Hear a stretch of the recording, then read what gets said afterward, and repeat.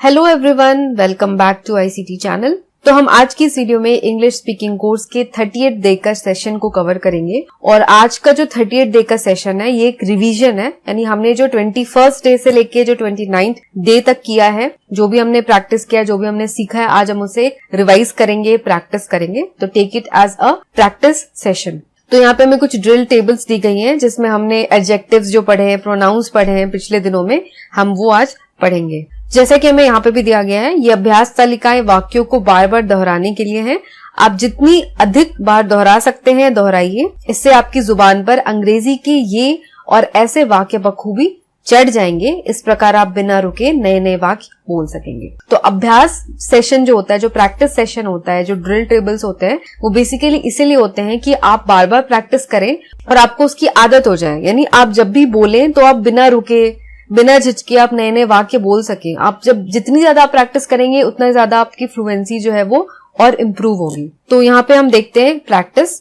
नीचे प्रश्न वाक्य और उत्तर वाक्य दिए गए हैं। प्रश्न या उत्तर में से अधिकांश वाक्य 21 से 29वें दिनों के वाक्यों में से लिए गए हैं, पर कुछ वाक्यों को बदल दिया गया है। आप अपने साथी से कहें कि वो आपसे प्रश्न पूछे, आप उसका उत्तर दें, फिर वह आंसर वाक्य बोले और आप प्रश्नवाचक बनाएं। इस तरह दोहराएं और अभ्यास कीजिए। तो यहाँ पे ये जो आपको वाक्य अगले दिए गए हैं वो आपको 21st डे से लेके 29th डे में जो भी हमने कवर किया है, जो हमारा जो भी कंटेंट था उसमें से लिए गए हैं। अगर आपने अब तक वो नहीं देखा है तो आप पहले जाकर के वो वीडियोस देख लें, उसके बाद आप आज की वीडियो पे यानी आज के प्रैक्टिस सेशन पे आए तो आपको ज्यादा हेल्प मिलेगी।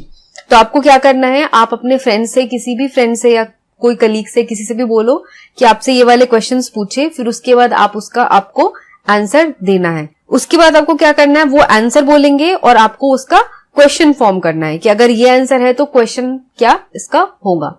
और इस तरीके से आपका अभ्यास यानी प्रैक्टिस होगा। तो आपको इस कॉलम में क्वेश्चंस दिए गए हैं और इस कॉलम में आपको आंसर्स दिए गए हैं। तो जैसे वो आपसे पूछेगा what are you, I am a clerk, I am a student, I am a teacher, इस तरीके से आपको आंसर देना है। व्हाट्स योर नेशनैलिटी, नेशनैलिटी यानी आप किस नेशन से बिलोंग करते हैं, तो Indian. Is this the book you need, yes this is it. Who went there, none of us. फिर 22वें दिन से ये आगे के क्वेश्चंस लिए गए हैं। वेयर इज द बुक यानी बुक कहाँ है, ऑन द टेबल, या फिर आप लिख सकते हो the book is on the table. Where is the clerk is at the table या clerk is at the seat. Where is Kamala going into the room, where is Kamala in the room. Kamala कहाँ जा रही है और कमला कहाँ है, दोनों अलग अलग क्वेश्चंस हैं। What do you play besides hockey, football. Who is inside, my brother. Next है why does he work hard, because he wants to win a prize. Can she walk easily, no she is quite weak और she can't. तो इस तरीके से अलग अलग questions दिए गए हैं।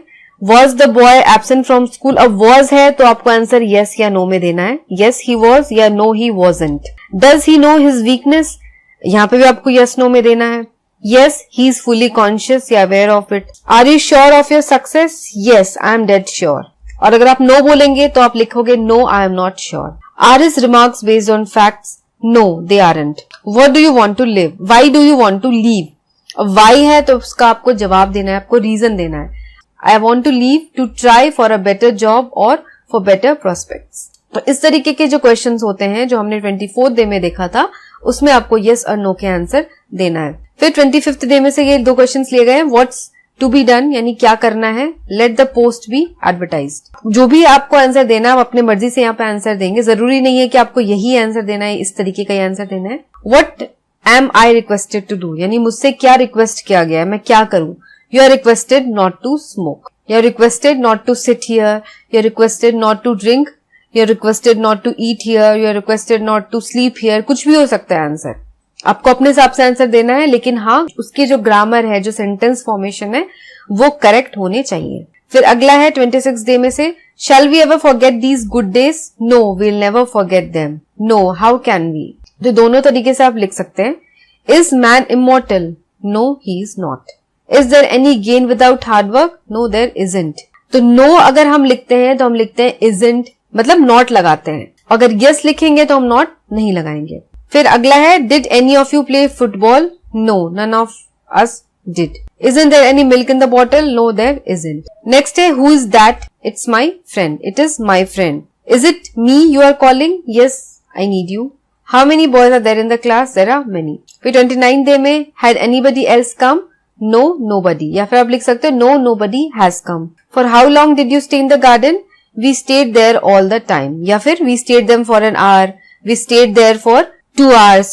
How much money can you lend me? At the most I can lend you 10 rupees. तो प्रश्न एक के प्रश्न और उत्तर दोनों वाक्यों का सरल हिंदी में अनुवाद कीजिए। अब यहाँ पे आपको कुछ ये सेंटेंसेस दिए गए हैं, आपको इसका हिंदी में अनुवाद करना है, हिंदी में कन्वर्ट करना है। लता डस कम, लता कम्स, लता डिड कम, लता केम। ऊपर के वाक्यों को ध्यान से देखिए और बताइए कि कौन से शुद्ध हैं। आप कहेंगे कि पहला और तीसरा वाक्य अशुद्ध है। हमारा कहना है ये चारों वाक्य बिल्कुल शुद्ध हैं। अब आप पूछेंगे कि यदि ये चारों वाक्य शुद्ध हैं तो आपस में इनके अर्थ में क्या अंतर है। हाँ, जो अंतर है उसे समझिए।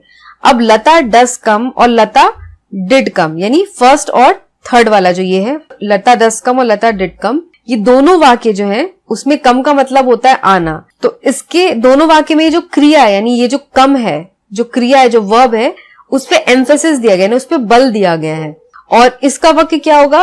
अगर डस कम है तो इसका मतलब हो गया लता अवश्य आती है, और डिड कम यानी प्रेजेंट टेंस में है, यानी लता अवश्य आई, यानी लता अवश्य आई थी। डस कम यानी आती है क्योंकि डज लगा है, और डिड यानी पास्ट टेंस हो गया तो लता आई थी, अवश्य आई थी। दूसरे और चौथे वाक्य में लता कम्स और लता केम का अर्थ होगा लता आती है और लता आई। कम्स हो गया यानी कि प्रेजेंट टेंस में या जनरल सेंटेंस है, लता कम्स, लता आती है। लता केम यानी पास्ट टेंस है, केम यानी आई थी, तो यहाँ पे हो जाएगा इसका मतलब लता आई थी। तो ये दोनों सामान्य अर्थ वाली क्रियाएं हैं। तो जब हम पॉजिटिव सेंटेंसेस बनाते हैं, यानी सकारात्मक वाक्य हम बनाते हैं, तो उसमें इस तरीके के शब्द यानी डू, डज, डिड, इन सब का प्रयोग होता है। अब इसमें जो ऊपर जो कुछ भी कहा गया है उसके अनुसार नीचे दिए गए वाक्यों का हिंदी में अर्थ बताइए। अब हमने यहाँ पे देख लिया, समझ लिया। अब आपको इन चारों वाक्य के हिंदी में अनुवाद करने हैं। My mother does like children, यानी मेरी मम्मी को बच्चे पसंद है या अवश्य पसंद है। Children do like to play, children को खेलना पसंद है। The labourers did shout loudly, तो जो लेबरर्स थे उन्होंने जरूर ही बहुत जोर से शोर मचाया, यानी उन्होंने शोर मचाया। डू कम टुमारो, यानी कल जरूर आना। निम्नलिखित स्थानों के कोष्ठक में दिए गए शब्दों में से उपयुक्त शब्द चुनिए। अब यहाँ आपको कुछ सेंटेंसेस देखो दिए गए हैं, और आपको जो ब्लैंक्स यानी जो डॉट है ये ब्लैंक्स है, आपको ब्लैंक्स फिल करने हैं। और कैसे फिल करने हैं, आपको यहाँ 2 ऑप्शन दिए गए, ए एंड या ए एंड द, 2 या 3 ऑप्शन जो भी हैं अलग अलग, उनमें से आपको सही ऑप्शन को चूज करके इसको फिल करना है। तो यहाँ पे फर्स्ट है हमारा he is and he is American. अब हमने पढ़ा था इसी वीडियो में कि जब वोवेल और कॉन्सोनेंट्स होते हैं तो हमें ए और एन का यूज कैसे करना है। तो जब वोवेल यानी ए, ई, आई, ओ, यू होता है तो हम एन का यूज करते हैं। तो अमेरिकन में ए का यूज है, तो यहाँ पे हम लिखेंगे ही इज एन अमेरिकन, तो यहाँ पे आंसर हो जाएगा हमारा एन। सेकेंड है the train is late by half hour, तो आर भी हमने पढ़ा था कि आवर में है तो एच, ये एच कॉन्सोनेंट है, लेकिन जब हम प्रोनाउंस करते हैं तो इसमें आ का साउंड आता है, यानी किसी वोवेल का साउंड आता है, तो यहाँ पे हम लिखेंगे एन। थर्ड है इज ही रशियन, अब रशियन आर से है और आर कॉन्सोनेंट है, वोवेल नहीं है, तो यहाँ पे हम लिखेंगे ए। Qutub Minar highest tower in India, अब हाईएस्ट जो है ये सुपरलेटिव डिग्री है, सुपरलेटिव डिग्री के साथ हम द का यूज हमेशा करते हैं, तो यहाँ पे आ जाएगा Qutub Minar is the highest tower in India. तो बाकी की आप खुद से सॉल्व करेंगे, और अगर कोई डाउट्स है आपको इसमें से किसी सेंटेंसेस में या सॉल्व करने में, तो आप मुझे कमेंट में पूछ सकते हैं, आपको आंसर वहां पे मिल जाएगा। और ये उसके आंसर यहाँ पे दिए गए हैं, लेकिन आपको कोशिश करनी है कि आप बिना आंसर देके पहले अपने सेंटेंसेस को सॉल्व करें, उसके बाद आंसर से आप अपने क्वेश्चंस को जो आपने सॉल्व किया है उसको फिर रीचेक कर लें।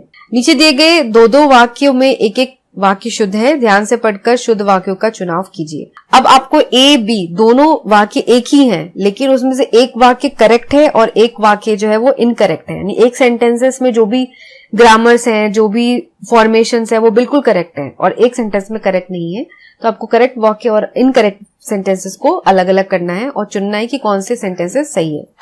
अब जैसे फर्स्ट है he looks older to his years, he looks older than his years या एज, तो टू हिज ईयर्स या टू हिज एज नहीं होता है, देन हिज एज, यानी वो अपनी उम्र से ज्यादा बड़ा लगता है। तो ये जो है यहाँ पे बी ये सही वाक्य है, और ये ए जो है गलत है, क्योंकि हम यहाँ पे टू का इस्तेमाल नहीं करेंगे, हम यहाँ पे देन का इस्तेमाल करेंगे। सेकेंड है my mother is right now, my mother is all right now. तो यहाँ पे ऑल राइट का मतलब होता है कि ठीक है, यानी मेरी मम्मी ठीक है। तो इसमें भी करेक्ट जो आंसर है वो होगा बी। इस तरीके से बाकी के आप सॉल्व करेंगे और आंसर आप यहाँ से चेक कर सकते हैं। इसमें आपको सारे आंसर्स भी दिए गए हैं। अब नेक्स्ट आपको कुछ और एक्सरसाइजेस दिए गए हैं। यहाँ पे आपको कुछ वाक्य दिए गए जो शुद्ध यानी इनकरेक्ट हैं, आपको इनको करेक्ट करना है, यानी ये गलत वाक्य हैं, उसमें क्या गलती है उसको आप सुधार करके आप एक नया वाक्य बनाओगे।